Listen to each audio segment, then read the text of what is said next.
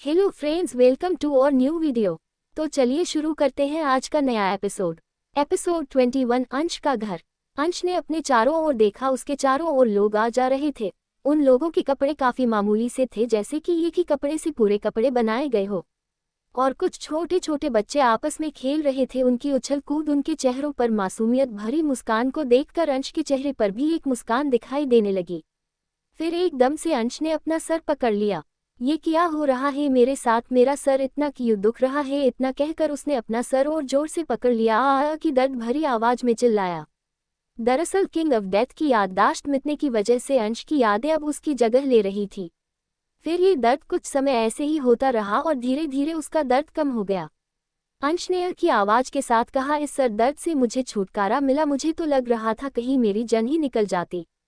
चलो अपने घर चला जाए, अंश ने कहा और अपने घर की ओर बढ़ गया। उसके चेहरे पर खुशी साफ दिखाई दे रही थी।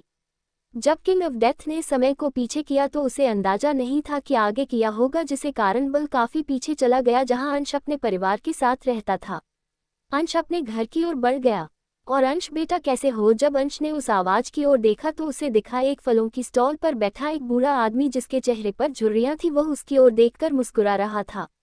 जी चाचा, रामपाल आपके होते मुझे किया होगा आपका प्यार और दुआएं जो मेरे साथ है, अंश ने जवाब में मुस्कुराते हुए कहा। वह तो हमेशा तेरे साथ रहेंगे बेटा, तू हमेशा खुश रहे बच्चे, उस स्टॉल वाले बूढ़े ने कहा। जी चाचा, मैं चलता हूँ, माँ इंतजार कर रही होगी, अंश ने आगे जाते हुए कहा। ऐसे ही रास्ते भर सभी लोग उसे रोकते और उसका हाल चाल पूछते। अंश मुस्कुराते हुए सबसे बात करते हुए अपने घर की ओर बढ़े जा रहा था। कुछ ही समय बाद वह एक घर के बाहर खड़ा था, एक छोटा सा लकड़ियों से बना घर। आसपास कुछ गाय और भैंस अपना चारा खा रही है। उस घर के दरवाजे पर दो लोहे के गोल गोल दो रिंग जैसे थे, इन्हें कड़े भी कहते हैं। अंश ने उस कड़े से दरवाजे पर 2 बार खटखटाया, तभी अचानक दरवाजा खुला। दरवाजे पर एक 30 से 35 साल की महिला नजर आए। लंबे बाल, काली गहरी आंखें और चेहरा बर्फ सा सुंदर, मानो कोई अप्सरा ने अपने हाथों से स्वर्ग के दरवाजे खोल दिए। बेटा अंश, तू बाजार घूम आया? उनके चेहरे पर एक चमक थी। ये थी अंश की माँ रूपमा। तो माँ, तुम ये चाहती हो कि मैं बाजार वापस चला जाऊं? अंश ने अपनी माँ की चुटकी लेते हुए कहा। अगर तेरा मन है तो चला जा, अंश माँ ने हंसते हुए कहा। ये कहकर जब उन्होंने अंश के फूले गालों को देखा तो उसके कान पकड़कर कहा, तू अपनी शैतानियों से बाज नहीं आएगा। मैंने किया माँ, अंश ने मुंह बनाते हुए कहा। अच्छा, तो तुझे कुछ नहीं पता? तूने अपने बड़े भाई की मोहरें निकाल कर बाजार घूमने के लिए ले गया, रूपमा ने कहा। यह मोहरें इस दुनिया में पैसों के रूप में थी। सबसे पहले तांबे की मोहरें जो कम कीमत की थी, फिर उसके ऊपर चांदी की मोहरें और फिर सोने की मोहरें। किसने कहा कि मैंने बड़े भाई से इनकी मोहरें ली? अंश ने अपनी माँ से पूछा।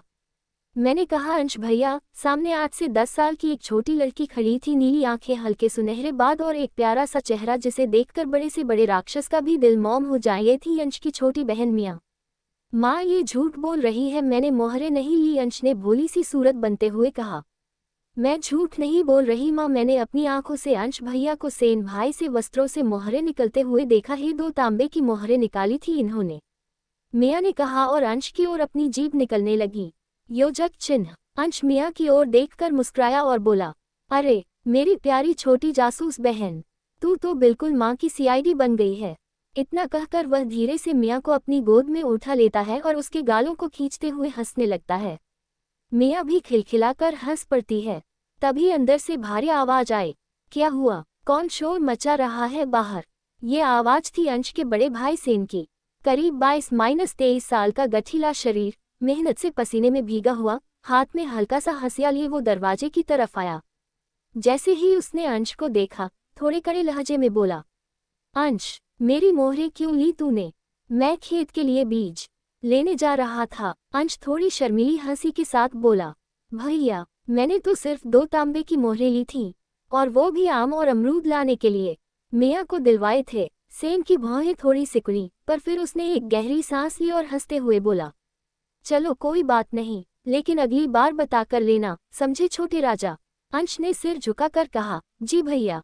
रूपना सब देख रही थी। उन्होंने हल्की मुस्कान के साथ कहा, चलो अब सब अंदर आओ, मैंने दोपहर के खाने के लिए खिचड़ी बनाए हैं, साथ में ताजे माखन और आम का अचार भी है। इतना सुनते ही अंश और मिया दोनों दौड़ पड़े अंदर की ओर। अंश ने तो जैसे खुशी में मिया को गोद में ही उठा लिया और जोर से बोला, आज तो माखन की डबल मात्रा मेरी थाली में होनी चाहिए। बिल्कुल नहीं, मेरी थाली में, मियाँ ने भी जवाब दिया। सब हंसते हुए घर के भीतर गए। घर का अंदरूनी हिस्सा मिट्टी और लकड़ी से बना था, लेकिन उसमें वो गर्माहट थी जो किसी भी महल को मात दे सके। दीवार पर तुलसी की पत्तियों से बनी माला, एक कोने में तुलसी का छोटा पौधा और ऊपर छत से झूलती मक्के की सूखी बालियां, हर चीज इस घर की सादगी और अपनापन बयां कर रही थी। खाने की थाली बिछाई गई और सब जमीन पर बैठकर खाने लगे। अंश ने पहली ही कौर में कहा, माँ, तुम्हारे हाथ की खिचड़ी खाकर तो ऐसा लगता है जैसे अमृत पी लिया हो। रूपना मुस्कुराते हुए बोली, अगर तुझे इतना पसंद है तो रोज बनाऊंगी।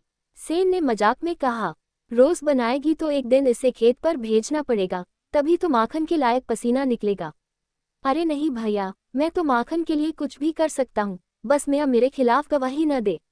अंश की बात पर सबका ठहाका गूंज उठा। ये दिन अंश के जीवन में एक ऐसा दिन था जिसमें कोई जादू नहीं, कोई युद्ध नहीं, बस अपने थे, अपनेपन की बातें थीं और बहुत सारा प्यार था। चैनल को सब्सक्राइब कर दीजिएगा अगर आपको इस वीडियो में कुछ भी अच्छा लगे। और हाँ, अगर आप इस चैनल पर पहली बार आए हैं तो जरूर सब्सक्राइब करना।